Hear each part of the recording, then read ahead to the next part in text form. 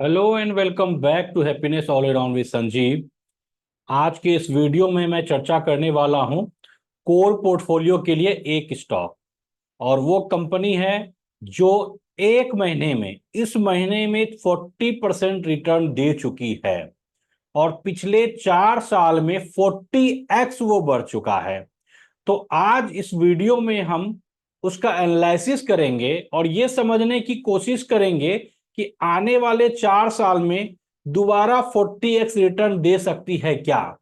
और हम 5 10 20 30 या 40% यदि वो गिर जाता है हमारे खरीदने के बाद, तो क्या हम उसको होल्ड कर पाएंगे। ये कन्विक्शन, ये कॉन्फिडेंस तो हमें तब आएगा जब हम उसको बढ़िया से समझेंगे कि वो कंपनी क्या काम करती है, उसका कंपिटेटर कौन कौन है, फंडामेंटली कंपनी स्ट्रांग है कि नहीं, और उसको लेने में क्या क्या रिस्क है। तो आइए मैं आपके सामने आप शेयर करता हूं एक प्रेजेंटेशन फाइल जो मैंने बनाया है। और उसके अलावा ट्रेडिंग व्यू का वेबसाइट पर भी हम लोग चलेंगे और उसका एनालिसिस करेंगे। तो ये डिस्क्लेमर है कि मैं सेबी रजिस्टर्ड एडवाइजर नहीं हूं और ये मैं वीडियो बना रहा हूं एजुकेशनल पर्पज से। इसको आप मेरा रिकमेंडेशन बिल्कुल नहीं मानेंगे। आप इसमें पोजीशन बनाने के पहले अपना एनालिसिस जरूर कर लेंगे। उसके बीएससी लिमिटेड जो है एक मिड कैप के अंतर्गत आता है और ये सेक्टर है फाइनेंस सेक्टर के अंतर्गत है बीएससी लिमिटेड। और इस इंडस्ट्री है फाइनेंस अदर्स। हम सबसे पहले समझते हैं कि फाइनेंस सेक्टर के अंदर कौन कौन सी इंडस्ट्री आती है। फाइनेंस एनबीएफसी जिसमें 285 कंपनी है, finance investment 240, insurance industry 9, finance stock broking 64 company आती है, डिपॉजिटरी सर्विसेज 3 कंपनी है, फाइनेंस एसेट मैनेजमेंट 8 कंपनी है, finance others 23 companies, finance team lending 11 companies, finance housing 25। ये इंडस्ट्री समझने के बाद यानी सारी की सारी कंपनी फाइनेंस सेक्टर के अंदर आ रही है। हम बीएससी लिमिटेड इस कंपनी के बारे में बात करेंगे और बीएससी लिमिटेड है फाइनेंस सेक्टर के अंदर आने वाली कंपनी। सेक्टर हम पहले एनालिसिस इसलिए करते हैं, सेक्टर एनालिसिस करने से ये हमें समझ में आता है कि सेक्टर ग्रो करने वाला है कि नहीं करने वाला। मान लीजिए वो सेक्टर ही ग्रो नहीं करेगा, उस स्थिति में उसके अंतर्गत आने वाली जो कंपनी है उसका ग्रो कर पाना थोड़ा मुश्किल हो जाता है। और वैसी स्थिति में यदि हम उसमें पोजीशन होल्ड किए रहेंगे तो हमारा उस शेयर प्राइस का बढ़ पाना भी थोड़ा मुश्किल हो जाएगा। तो उसको इस तरह से समझिए, मान लीजिए आप एक दुकान खरीदते हैं किसी वैसे शॉपिंग कॉम्प्लेक्स में या मार्केट में जो मार्केट ही ग्रो नहीं करने वाला, या वो जो मार्केट है उस वैसे शहर में जो शहर ही में ही डेवलपमेंट बहुत स्लो है, वैसे स्थिति में आपके दुकान का चलने का चांस काफी कम हो जाता है, बहुत भी आप मेहनत कर लीजिए। उसी तरह सेक्टर को समझना जरूरी है। According to Indian financial service industry analysis, इसके अनुसार AUM Indian mutual fund industry जो 9.16 ट्रिलियन 2014 में था, बढ़ करके 10 साल में ये आज यानी कि 2024 में हो गया 54 ट्रिलियन।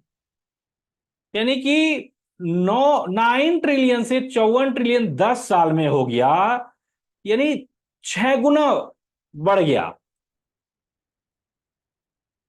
उसी तरह एयूएम जो है, अब क्या है कि इसी इसी के एनालिसिस के अनुसार, फाइनेंशियल सर्विस इंडस्ट्री एनालिसिस के अनुसार एक्सपेक्टेशन है, ऐसा उम्मीद है कि 14% सीएजीआर से इसको ग्रो करना चाहिए। तो अभी से यानी 2024 से लेकर 2030 यानी 6 साल में ये 100 ट्रिलियन होने का उम्मीद है।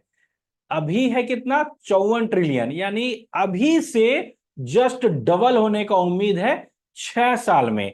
इससे हमें ये पता चल रहा है ये सेक्टर कितना ग्रो करने वाला है। जब सेक्टर इतना ग्रो करेगा तो उसके अंदर जो आने वाली कंपनी है वो भी ग्रो करनी चाहिए, चांस हो जाता है। Investment corpus in Indian insurance sector, इसी सेक्टर के अंतर्गत इंश्योरेंस इंडस्ट्री भी आती है और वो राइज कर सकती है, 1 ट्रिलियन पहुंच सकती है अगले साल तक में। गवर्नमेंट ऑफ इंडिया ने काफी स्टेप लिए हैं, काफी परिवर्तन किया है कैपिटल मार्केट में। एक बहुत बड़ा चेंजेस, पहले आईपीओ लाने में बहुत कॉम्प्लिकेशन था, बहुत कॉम्प्लिकेटेड रूल था, तो उसको बहुत सिंप्लीफाई किया गया है, जिससे कि अभी जो फॉरेन इन्वेस्टर है, क्वालिफाइड फॉरेन इन्वेस्टर, वो अब आसानी से इंडियन मार्केट में वो ला सकते हैं, बॉन्ड मार्केट में वो एक्सेस कर सकते हैं। 2019 में इन्वेस्टमेंट था एफपीआई का, यानी फॉरेन पोर्टफोलियो इन्वेस्टर, ये 1,01,122 इन्वेस्टमेंट टच कर गया था, जो कि उस समय यानी 2022 से 2019 से पिछले 5 साल का ये हाईएस्ट था इन्वेस्टमेंट। उसके अलावा आप देखिए कि अप्रैल 2023 में एफपीआई का इन्वेस्टमेंट रहा कैपिटल मार्केट में 11,631 करोड़ रुपया। इंडियन मार्केट कैपिटलाइजेशन, इंडिया का जो मार्केट कैपिटलाइजेशन आप को पहले मैंने चर्चा किया है, फंडामेंट ये जब मैं उसका डिस्कशन कर रहा था, आपको प्लेलिस्ट में मिल भी जाएगा इसके बारे में, बेसिक्स जो मैं बताता हूं उसके अंतर्गत, तो मार्केट कैप क्या होता है, तो वो मैं मार्केट कैप चर्चा करता हूं एक एक कंपनी का। ये बात हो रहा है पूरा ओवरऑल जितनी कंपनी है, तो इंडिया का मार्केट कैप वो क्रॉस कर चुका है $5 ट्रिलियन। मई 2024 यानी 24 मई 2024 को ये बूमबर्ग डाटा का रिपोर्ट है, इसके अनुसार ये $5 ट्रिलियन क्रॉस कर चुका है। अब देखिए, ये 2007 में 28 मई 2007 में $1 ट्रिलियन पहुंच चुका था मार्केट कैप इंडिया का। उसके बाद यहां से 1 ट्रिलियन से इसको 2 ट्रिलियन यानी डबल होने में 10 साल लगा। 2007 से 2017 में 2 ट्रिलियन हो पाया था इंडियन मार्केट कैप। उसके बाद 2017 से फिर अगला माइलस्टोन, इसको थोड़ा कम टाइम लगा था, तो कितना टाइम लगा था, 4 साल लगा। 2 ट्रिलियन से 3 ट्रिलियन पहुंचने में 4 साल लगा, यानी कि 2014 से 2007, 17 से लेकर 2021 में 3 ट्रिलियन पहुंच चुका था। उसके बाद लेस देन 2 इयर्स, 2 साल से कम में ही 4 ट्रिलियन, यानी 3 ट्रिलियन से 4 ट्रिलियन पहुंचने में, पहले 2 से 3 ट्रिलियन पहुंचने में 4 साल लगा, 3 ट्रिलियन से 4 ट्रिलियन पहुंचने में 2 साल से भी कम लगा, और 4 से 5 ट्रिलियन पहुंचने में 6 महीना मात्र लगा। हम इससे समझ सकते हैं कि हमारा सेक्टर यानी stock market, Indian stock market कितने तेजी से ग्रो कर रहा है।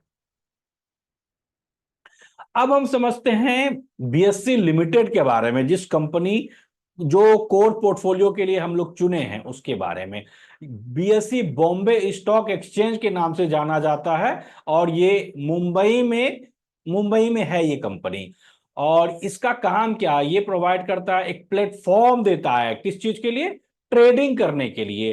ट्रेडिंग किसका, इक्विटी का, डेट का, इक्विटी डेरिवेटिव्स का, करेंसी डेरिवेटिव्स का, कमोडिटी डेरिवेटिव्स का, SME startups, interest rate futures, और ई एग्रीकल्चर स्पॉट मार्केट, ये सब चीज का ये प्लेटफॉर्म प्रोवाइड करता है, मार्केट प्रोवाइड करता है। बीएससी जो है पहला स्टॉक एक्सचेंज है पूरे एशिया का, जिसकी स्थापना 1875 में हुई, यानी एशिया में ये फर्स्ट है, सबसे पहला है बीएससी जिसकी स्थापना की गई 1875 में। और ये फास्टेस्ट स्टॉक एक्सचेंज है पूरे दुनिया में, और इस कितना स्पीड है इसका, 6 माइक्रोसेकेंड्स। 2017 में ये सबसे पहला लिस्टेड स्टॉक एक्सचेंज बना इंडिया में। दो ही स्टॉक एक्सचेंज है हमारे देश में, एक है बीएससी और एक है NSC, Bombay stock exchange, national stock exchange. NSC अभी भी लिस्टेड नहीं है, अभी भी सिर्फ बीएसई ही लिस्टेड है।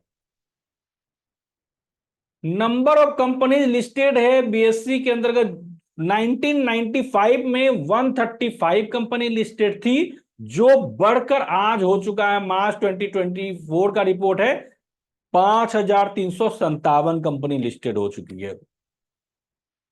बीएससी में जितनी कंपनी लिस्टेड है उसका मार्केट कैप है 5.27 ट्रिलियन डॉलर। इसके बाद इसमें 184 प्लस मिलियन इन्वेस्टर रजिस्टर्ड हैं। म्यूचुअल फंड डिस्ट्रीब्यूटर की संख्या इसके अंतर्गत है 77,494। रेवेन्यू इंडिया से 96% है और रेस्ट ऑफ द वर्ल्ड से मात्र 4% है। तो मुख्य रूप रेवेन्यू का स्रोत जो है वो इंडिया ही है, डोमेस्टिक है। ये फंडामेंटल एनालिसिस के लिए मैंने स्क्रीनर से स्क्रीनशॉट इसमें दिया है। इसमें आप देखिए मार्केट कैप 54,000 करोड़ है, अभी इसका प्राइस 3,990 रुपया है और इसका ये 90 पी है, तो ये थोड़ा पी ज्यादा अभी हो चुका है। आरओसी 20% बहुत ही अच्छा है, आरओई भी अच्छा है, और सेल्स ग्रोथ 102% लास्ट ईयर का, प्रॉफिट ग्रोथ भी 130% बहुत अच्छा। डेट टू इक्विटी रेशियो 0 है, sales growth 3 years average 36%, interest coverage ratio भी अच्छा है, करेंट रेशियो मोर देन 1 होना चाहिए, तो अप्रोक्स 1 के आसपास ही है। ईपीएस अर्निंग पर शेयर 44 है और सेल्स ग्रोथ 7 इयर्स का 16% है। आरओसी 3 इयर्स भी अच्छा है, ओपीएम 41% बहुत अच्छा है, ओपीएम 5 इयर्स भी बढ़िया और ओपीएम 10 इयर्स 36% बहुत बढ़िया।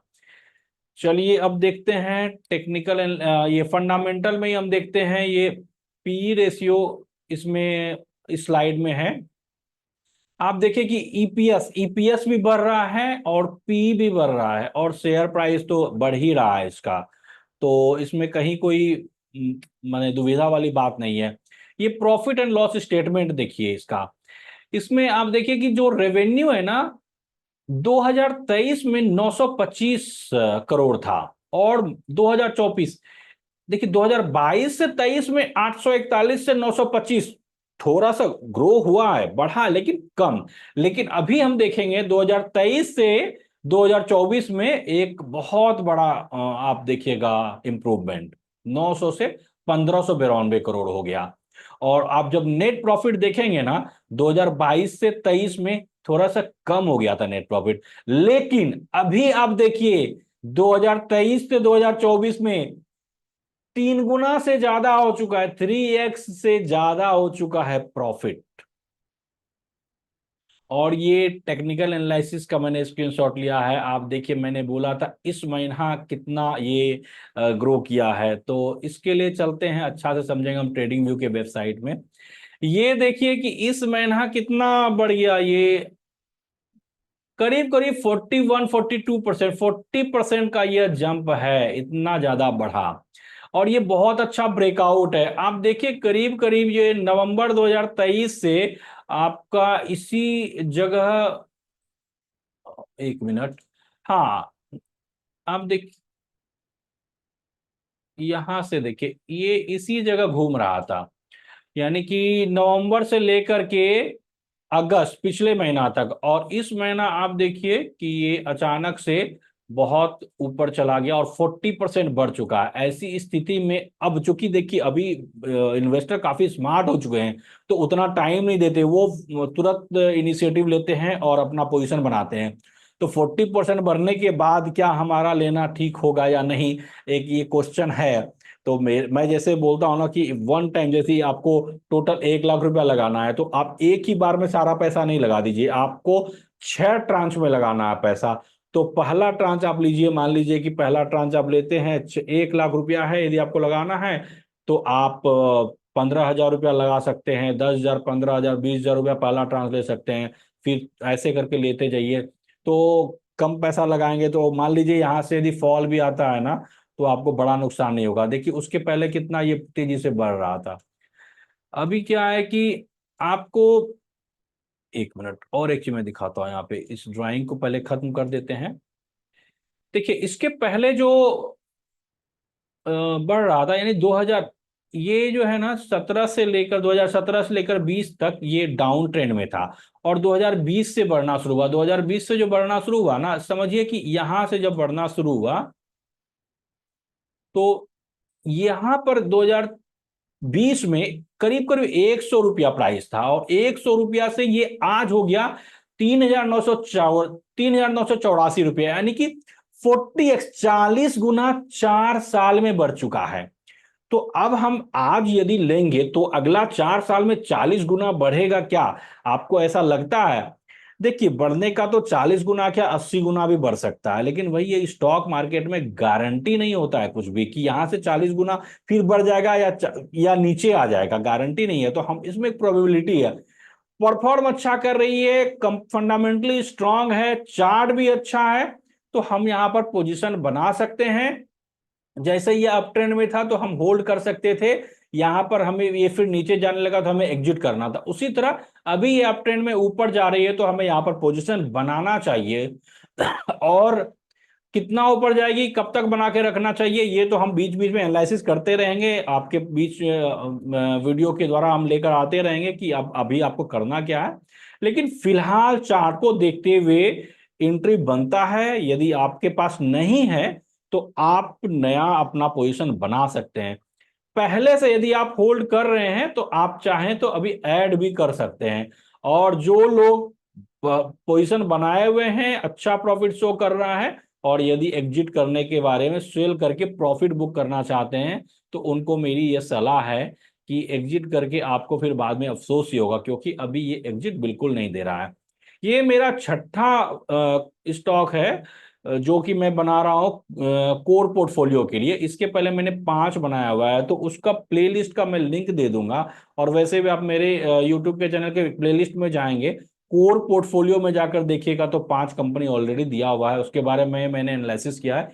ये छठी है। आप मुझे कमेंट के माध्यम से जरूर बताइएगा कि बीएससी लिमिटेड के बारे में आप के पास पहले से यदि है तो ठीक है, नहीं है तो आप क्या पोजीशन बनाने वाले हैं।